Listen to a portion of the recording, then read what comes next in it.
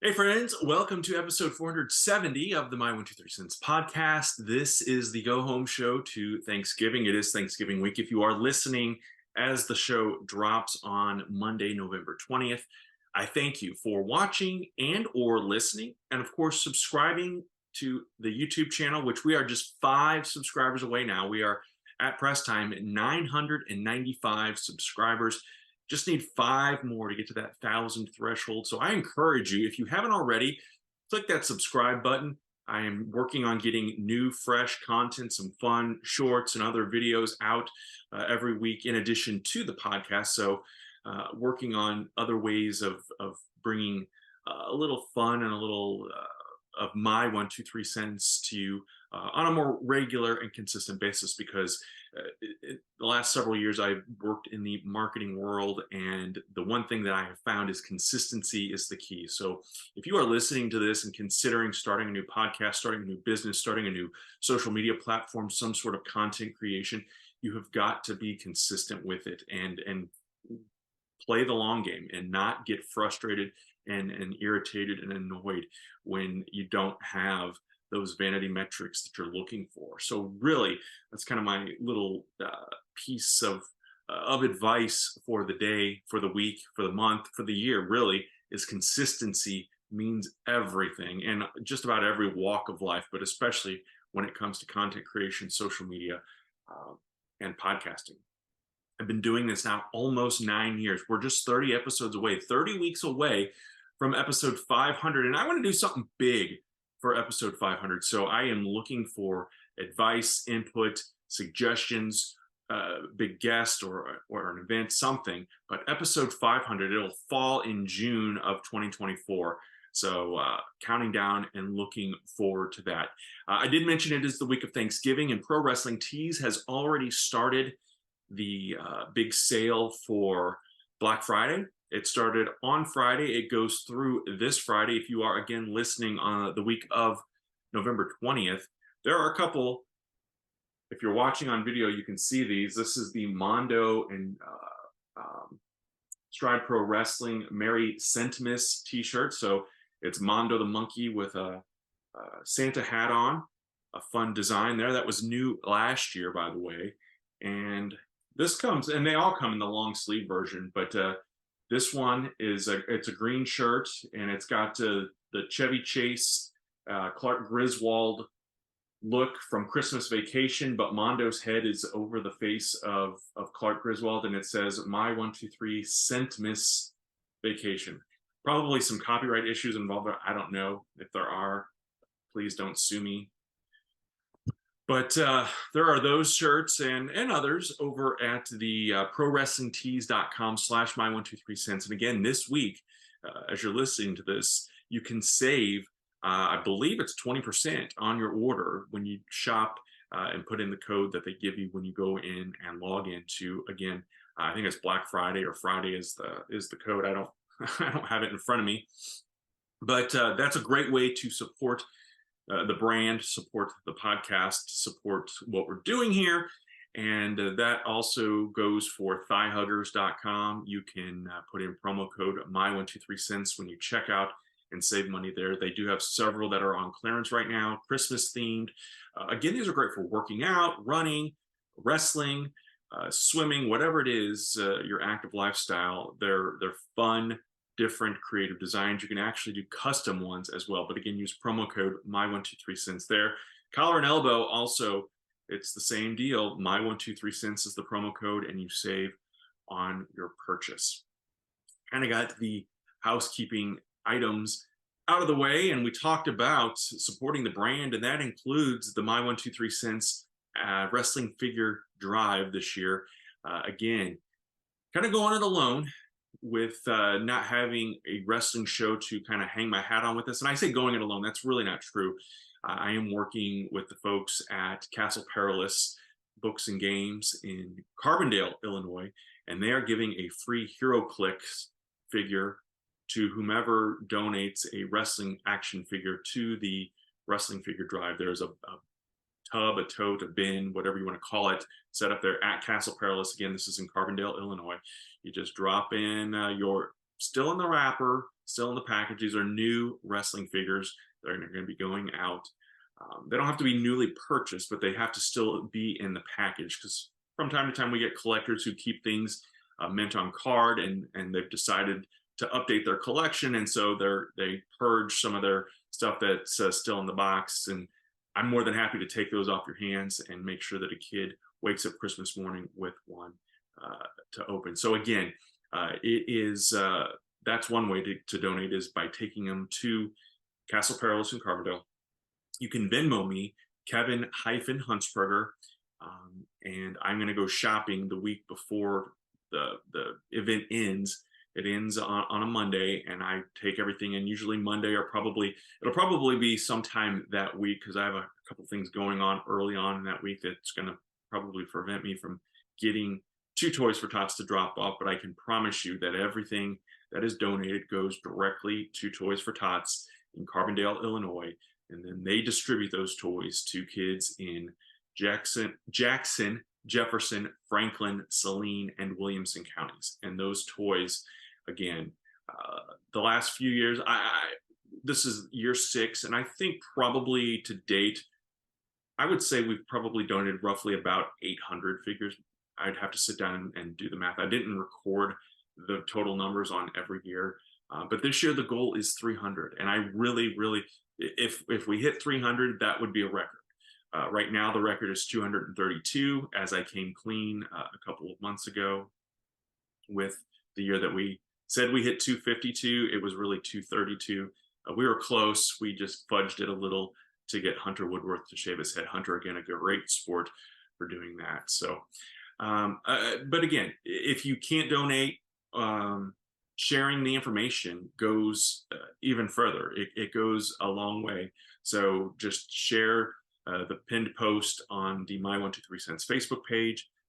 It's got ways on how to donate and give back and help those who are in need this holiday season. And I'm unfortunately afraid that number is going to be more than it typically is. So again, any little bit that you can give will go a long way. I got a Venmo the other day from someone who had made a donation. And again, I don't announce the names on here of people who donate, because they don't say don't or do announce it, but I just kind of assume everybody wants that privacy. But if you donate and want a shout out, I am more than happy to do that as well. So we've had some folks in the past who have given a lot, and I'm hoping that we can connect, and I will meet you and pick up toys as we are getting closer to that deadline. Typically, a collect through the week of December 11th is when they start really getting big time into the distribution and that mindset. So that week of December 11th is going to be when I wrap things up and take everything over there. So please, if you are able to give, get in touch with me before December 11th. So dropping off at Castle Perilous, Venmoing me, and I will do the shopping, or sending me a check, handing me some cash. I promise all of this goes right to the toys. And then lastly, you can order online and have them shipped to me. And I know, the Major Brothers, the Major Wrestling Figure Podcast, they do their toy drive. That's where this all came from. I stole their idea and just put it on a local level, because we had the platform and the ability to do that. And so they work with Ringside Collectibles, and you can order on Ringside Collectibles as well. They have a big sale going on. I think some figures are as low as $5. So if you order from Ringside Collectibles and want to have them shipped to me directly, let me know, and I'll give you my address, and we can take care of that and have that taken care of as well. So this week, I mentioned on social media that it was a crazy weekend ahead, and I wasn't going to be around, or I wasn't sure what things were going to look like. It so happens that I am back on Sunday afternoon, and so back home, that is, on Sunday afternoon, and so I'm recording on Sunday. I was originally going to record Wednesday, but long story, didn't have everything that I needed, and so I decided to just do an Ask My 123 Cents. So I got a few questions, so we'll go through those and answer some questions and throw out some other thoughts and ideas, and we'll go from there. But again, like I said earlier, my big Ask My 123 Cents question for you is episode 500. What would you like to see and or hear on that week's episode. I'm going to go ahead and start with our friends at Castle Perilous. We were talking about them earlier, where you can drop off your new wrestling figures at for the toy drive. They want to know who I think is the most underrated current wrestler.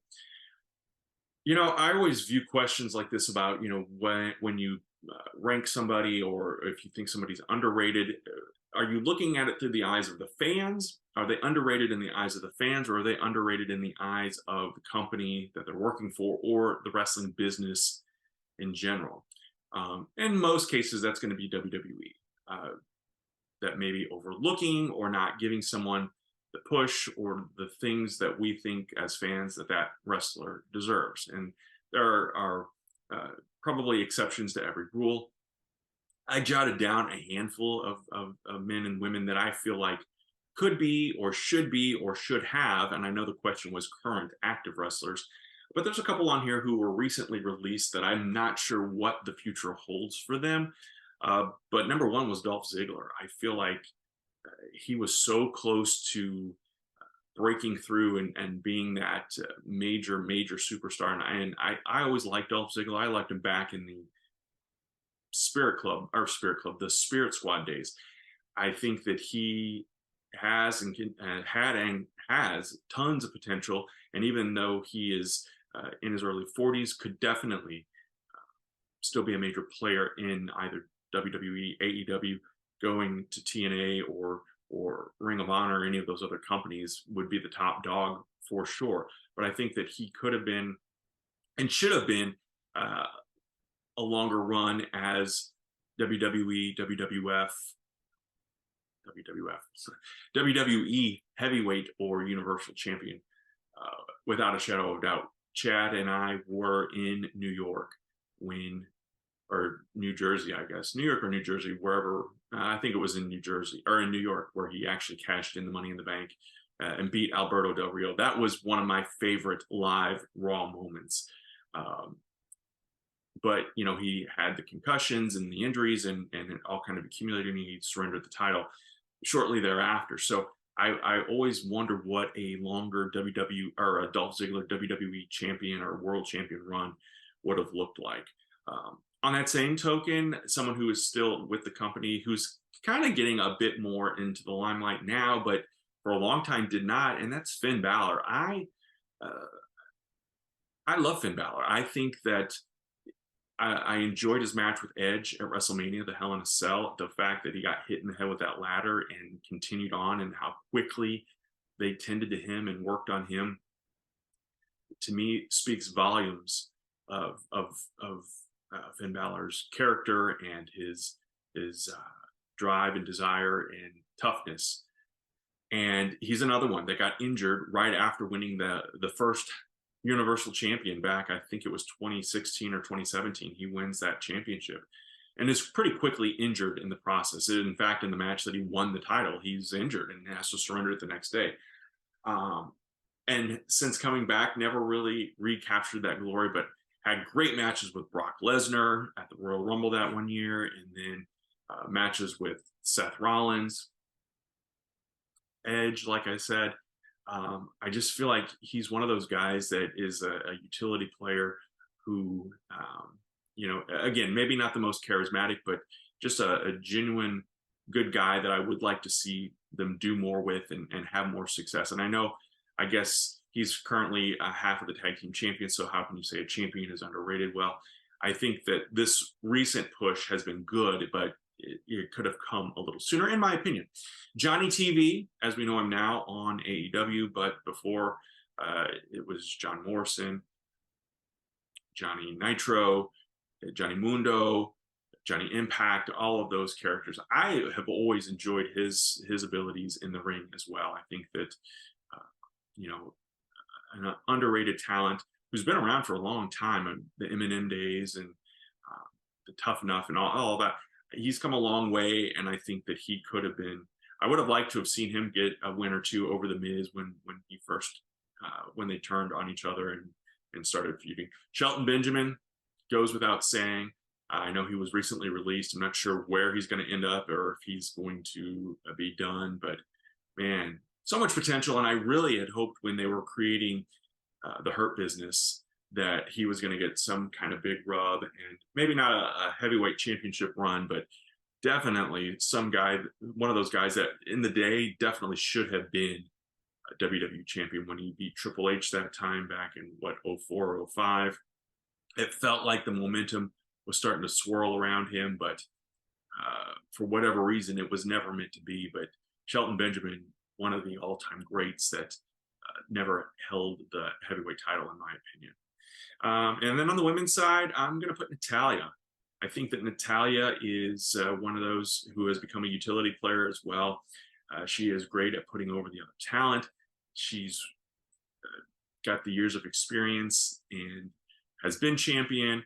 But I think in the eyes of the fans and in the eyes of the company, she is someone who is underrated. And I'm also going to put, and this one may be the controversial one, Chelsea Green. There is something about her that I like. She's got the character development down. Her in-ring stuff has come along and has improved. I really find her to be an entertaining character. This latest go around even more so. But the stuff that she did in Impact Wrestling before, years ago, and what she's doing now, the Karen stuff, and teaming with Piper Niven and being the women's champions, the tag team champions. I just think, and again, it's a champion. How can she be underrated? I think that sometimes, even the champions get overlooked or could be booked a little better. But I think that the momentum right now is behind her, and I hope that WWE continues to go with that and continues to work with her and make her even better than what she is. Ken Johnson, longtime supporter, and he is going through and actually listening to every episode, and he updates me where he's at and where he's going. But I guess one thing I should have asked Ken, I mean, I think he's working his way. I think he's working from episode 1 up. I think that's what he's doing. Ken, if I'm wrong about that, let me know. But he asks questions from time to time, and I try to get all of those in. And Ken, I've met him many, many years ago here in Southern Illinois when we were both working in different places. But he has been a big supporter through the years, and I appreciate that. But one of his questions is, how are Lane Austin and Curly doing? So for locals who know, the independent wrestling scene here, Lane Austin was the referee for Stride Pro Wrestling, and Curly was a wrestler in AAPW and then wrestled in Stride. Both friends of Tyler Heath Hatton, and both had some pretty big medical issues come up in their time. Lane needed a kidney, kidney and a pancreas transplant. He fortunately got that about 5 years ago. I remember it was when I was in Las Vegas doing the tryout for Impact Wrestling. He got the call that he was going to get the transplant. And Stride had done a benefit show and raised money for him, and he's doing well from a result of that. Admittedly, I am not as, since I have not disconnected, but I'm not connected to, Ignite Pro Wrestling or No Fold Wrestling or CCW, or any of the wrestling companies anymore. I kind of watch from afar, but I am not, in the locker room, and I'm not seeing the guys and talking to them. And it's one of those things that, people, we go through life and people come in and out of our lives, and we, are riding that wave of friendship for a while we're all together, and then people kind of separate. And I'm hoping this doesn't make me sound like a dick and saying all this, but Lane was just someone that I did not continue through Snapchat and through social media. We keep up, but beyond that, I haven't seen him in probably a couple of years now. So he seems to be doing well and is healthy. I know he moved. He left Southern Illinois back, gosh, couple of years ago now at least, and then has since come back, but I've not seen him since then, since that last show he did with Stride, which I think would have been, I want to say it was 2021. But again, time all kind of waves into, and I can't remember what from what, but it's been a minute since I've seen him. And kind of the same with Curly. We did that 6-man tag Speaking back to the thigh huggers, that was the one and only time I wore thigh huggers to a wrestling show. But it was a six-man tag with me and Curly and Keith Hatton against Brian Richards, the AJ Kellis, and David Lee Walker, and it was a fun match. And Curly was, he was having heart issues, and I think still has. Tyler saw him not too very long ago and sent me a snap of them together. And Curly had a big smile on his face, but he always did. So seemingly, and I'm not connected with Curly on social media. So, but from what I do see and hear, he's doing well as well. So I'm saying all that to say that maybe I probably should do a better job of keeping in touch with people, which is a character flaw that I have. And I know that there are some people that will confirm that. So, but yeah, that it is what it is. And again, I'm not trying to be a douche about it, but that has kind of fallen off and become the way it is, unfortunately. Ken has two more questions, and these are fun ones. If I could pick an announced team to be a part of from each decade in WWE and in WCW, who would they be? And the three-man booth, I'm not a big fan of it. I always liked the two-man booth, so I kind of envisioned myself more of a Sean Mooney type or a Todd Pettengill, someone that was kind of in the other studio or on location and kind of doing the reporting back and interacting with the commentators that way versus being in there and sitting at the table, because I would be overwhelmed and wouldn't be able to handle that. But this is fantasy world. So for the 80s, I picked for 80s WWF, Jesse the Body Ventura and Vince McMahon. I loved that duo on Saturday Night's Main Event. I loved hearing them on Superstars. Bruno Sammartino was in there as well for that three-man booth on challenge or on Superstars. But being paired with Jesse and Vince would have been awesome. For JCP, Jim Crockett Promotions, Tony Schiavone and David Crockett. I mean, those two guys were the voices of that promotion and for a very long time until Jim Ross came in and David Crockett kind of moved out of that way. In the 90s, Bobby Heenan and Gorilla Monsoon, I think that the 1992 Royal Rumble may be my favorite commentary event of all time. The whole event from top to bottom, but especially the Rumble match itself, just the way that those two, they were the dynamic duo of announcers, of commentators, and they weren't together that long in the 90s, from 90 to 93. But they did the primetime show in the late 80s together, and then that carried over somewhat into the 90s a little bit. But I just loved the duo of Bobby Heenan and Gorilla Monsoon.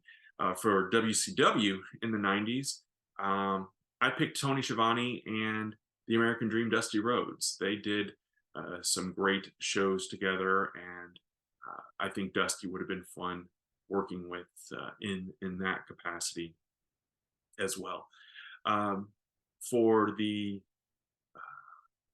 2000s, I mean, how can you not pick Jim Ross and Jerry the King Lawler? They were the voices of the Attitude Era, and I know that was 2000 to, I don't know when they kind of split and stopped working together, but they were together through the mid to late 90s and into the mid 2000s, I think. But definitely would have picked being a part of that team. And then current commentary. Michael Cole was someone who I did not like for a long time, especially when they were trying to do the heel run with him. But in the last, I don't know, 5 or 6 years, he's grown on me. I don't mind him. I really like he and Wade Barrett together. Renee Paquette, or when she was Renee Young in WWE, I enjoyed her being on commentary. I like Booker T as a commentator, and I know not everybody does. Current, Tony Schiavone on AEW, I enjoy hearing him. I don't think, honestly, I don't think there's, at least from my perspective, bad commentary out there. I very often when I do watch and listen, and it's usually in shorter spurts or on a premium live event or a pay-per-view, um, the commentary is not bad, and I enjoy it. And I do think the WWE commentary has gotten more relaxed in the absence of Vince McMahon producing everybody in their earpieces. But I think that I'm that come from that world, so the broadcast booth and that once upon a time what could have been world that I still kind of live in my mind. Well, it would have been fun, and especially back in the '80s and '90s with Bobby and Gorilla and Mean Gene and all those guys. It would have been a blast. Ken's final question: what are some of my favorite entrance songs? Well, Chad and I did an episode on this. I think we did it a while back, and I didn't go back to listen to see if anything's changed in my perspective. But um, and I want to tackle more of this, and hopefully in 2024, Chad and I will be able to sit down and do some Music Mania podcast. We've kind of flirted with it and hinted at it, but I really want to get down and do some of those. But my two favorite, like immediate favorite ones that come to mind are Gold Dust theme. There's something about that theme that I always loved, and then Ric Flair 2001 Space Odyssey. Um, I loved that theme so much that I had it played at our wedding reception when my wife and I walked into the reception. Uh, the band played it. So I love those two theme songs. Um, Now, more current, modern day, and then Shawn Michaels' "Sexy Boy," and I don't know if people remember or not, but the original version of that, it's Sherry singing the theme song, and then of course when she leaves and goes to WCW, uh, Shawn's song gets replaced with, or the vocals get replaced with him singing. Um, I always found that interesting, and I always liked the early '90s. When we had like Big Boss Man had theme music, and Ted DiBiase had theme music, and uh, I liked all of those um, theme songs back then. But uh, others that really kind of stand out to me today: Randy Orton, uh, Voices. I like that one. John Cena's theme song I enjoy. AJ Styles. AJ Styles theme song, it really clicked with me as being something kind of popular because when my daughter was a junior high cheerleader at the basketball games, they would play AJ's theme music during the warm-ups and stuff, it was the only WWE music they played, which I always thought was kind of weird because they're playing other songs, but I'm like, that's AJ Styles theme. So I always found that interesting. And then last but not least, and this may be a bit of a surprise to some people, uh, is Sasha Banks. I loved her WWE music. Um, I don't know what she comes out to as Mercedes Monet, but Sasha is one of those superstars, wrestlers that my opinion is probably not really high of, and people probably would argue with me back and forth on, but I always did like her better as a heel. But I think her theme song was fire, and I really, yeah, I just said fire, and I really enjoyed it. So I think that for me, Sasha, her music goes up there on that list as well. I think I am to the last question, and that comes to us from Gregory Townsend, who says, I am loving the WWE, what WWE has been doing with documentaries. Um, what what subject would you like them to approach next? And is there an episode of the Dark Side of the Ring that you would like to see? I'm going to start with that question first, the Dark Side of the Ring. I've talked briefly about Dark Side of the Ring. I have enjoyed the Dark Side of the Ring episodes that I've seen. I haven't seen them all because they don't all stream, like they stream very randomly of which episodes and which seasons are available for free stream. And because we cut the cord on cable a while back, and so I try to find the ones that are streaming when I can and watch those. And the Bruiser Brody, the Macho Man Randy Savage and Elizabeth, the Von Erichs, I've seen all of those. And I will eventually get around and watch more of those. But I know that that series has become polarizing amongst the people that are in the business versus the fans that enjoy it. And who doesn't enjoy getting some gossip, getting some dirt, getting some behind the scenes details? But it's been called into question by more than one person who has appeared on the show. Kind of the ethics maybe involved with some of the framing of a question and then the answer, and then is it really the answer to the question that they were asking? Were the producers taking liberties with what was being said and editing stuff to sound a little more sexy or sensational than it really was? Those are the accusations, and I can certainly see that and understand that. And I think that they have gotten better with that since those accusations came out. But again, I'm not here to judge that. But I often wonder, because we live in such a negative world right now, especially right now,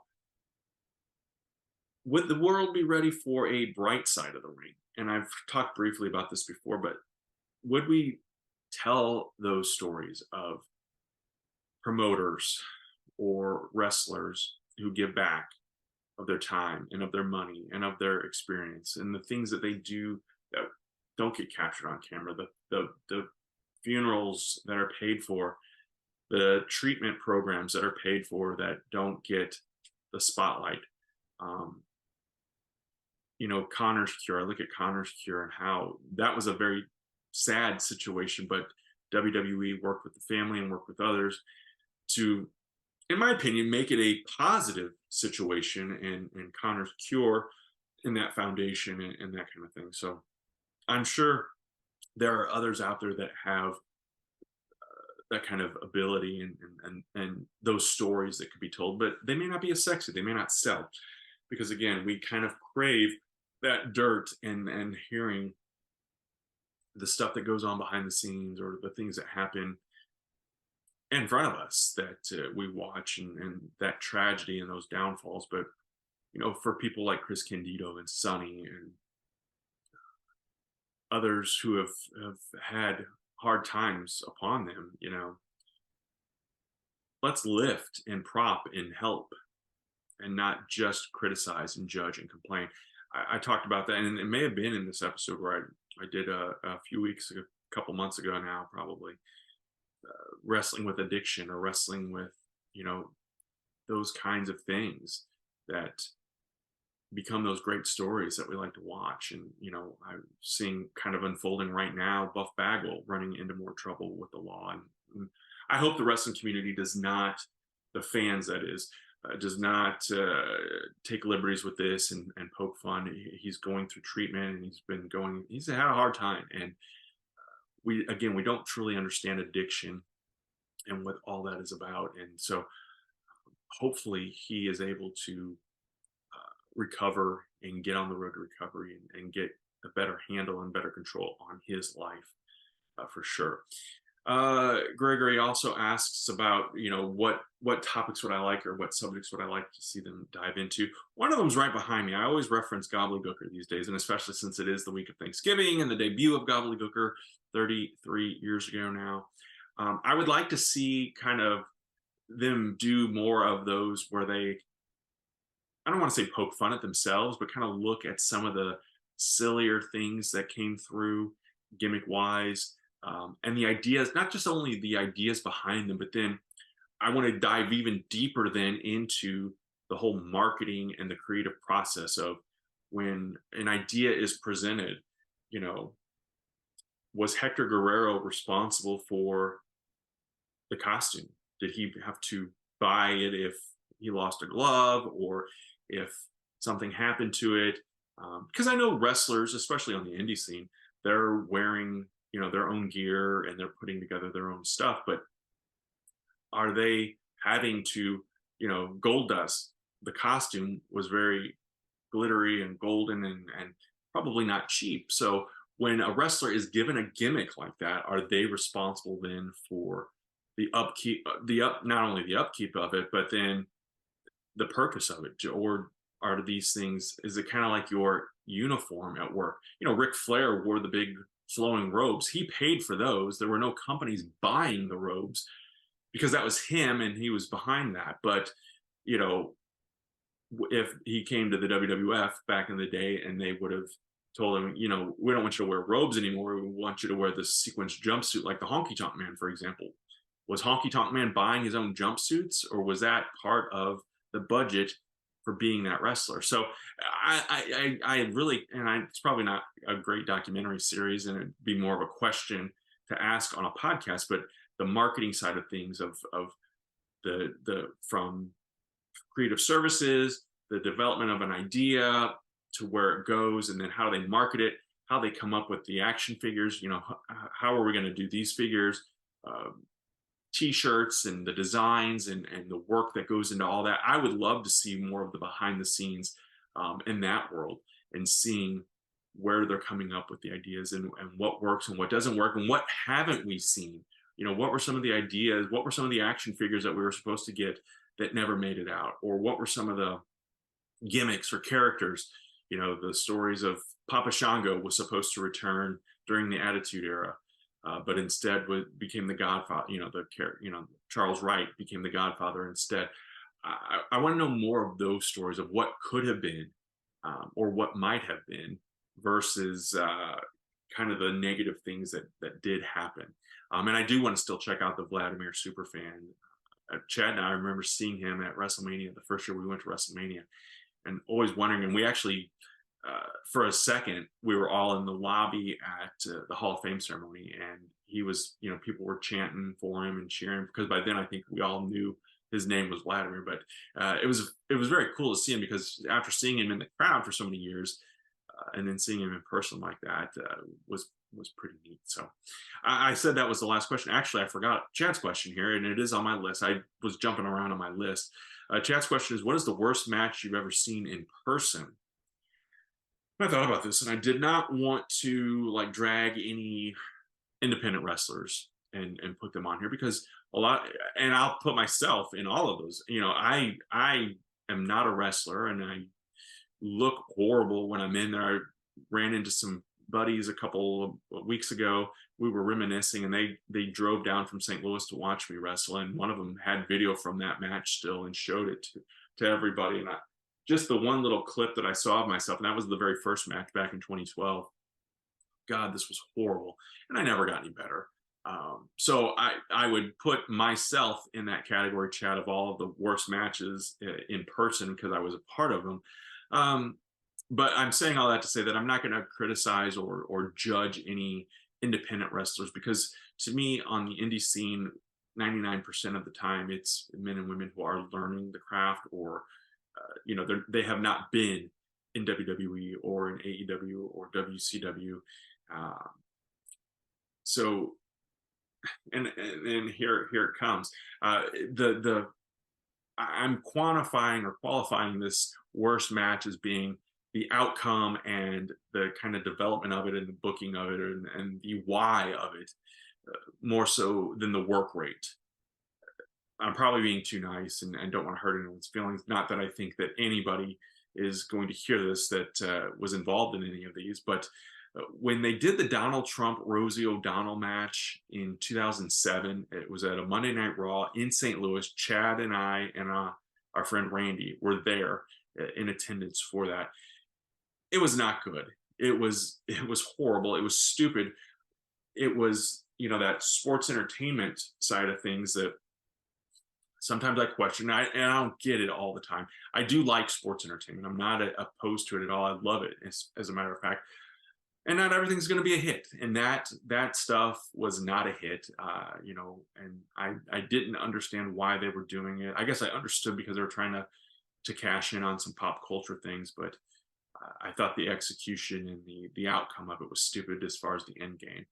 And then another one that I did not enjoy, my boy Daniel Bryan. I know this is a Bryan Danielson shirt, but Daniel Bryan versus Sheamus at WrestleMania, one of the WrestleManias that we were at. I think it was the one in Miami, so 28. Again, these all run together, and I can never remember. It was in 2012. That was the year of the WrestleMania. But anyway, it was a WrestleMania where Daniel Bryan was the heavyweight champion, the world champion, and was defending the title against Sheamus in a it was the opening match, I think. He turns around, he being Daniel Bryan, turns around to kiss AJ Lee, turns around and he takes a bro kick and Sheamus pins him, and it's over just like that. And I know that they were doing it to tell a story or whatever, but I I am a big Daniel Bryan fan, and I wanted to see more of a match and see him wrestle and defend the championship. And I guess to an extent, you could also argue and throw in the Brock Lesnar Kofi Kingston, but I wasn't there live for that one. But for that one, and I know a lot of times they do these really quick matches because they want it to look like, you know, so they can make a comeback where the champion or the contender was surprised, or they, you know, can make an argument and make a case and come back and wrestle or get the rematch. But um, I didn't see any benefit to the celebrity match, if you will, with Trump and Rosie, and they were indie workers, and I don't remember who they were. And Chad, I know Chad knows and will probably comment and say something, but I honestly don't remember who they were. But those would be my probably some of my least favorite live matches. I'm sure there's something in there with the Great Khali that we could mention, um, and probably other celebrities that you know, WrestleMania laundry pillow fights and Playboy Bunny matches that we were at. But that is that is it for now. That is the final question. Again, I appreciate everyone who weighed in and asked questions, everyone who likes, shares, and comments on this podcast. The year is winding down quick. It is Thanksgiving week, so enjoy that turkey, enjoy your celebration, whatever it is that you do to celebrate Thanksgiving. I hope that you have a great week and come back next week where we will have more from the world of professional wrestling and my 1, 2, 3 cents on all of it. Thanks again for listening and or watching. Have a great week, and we will talk again soon.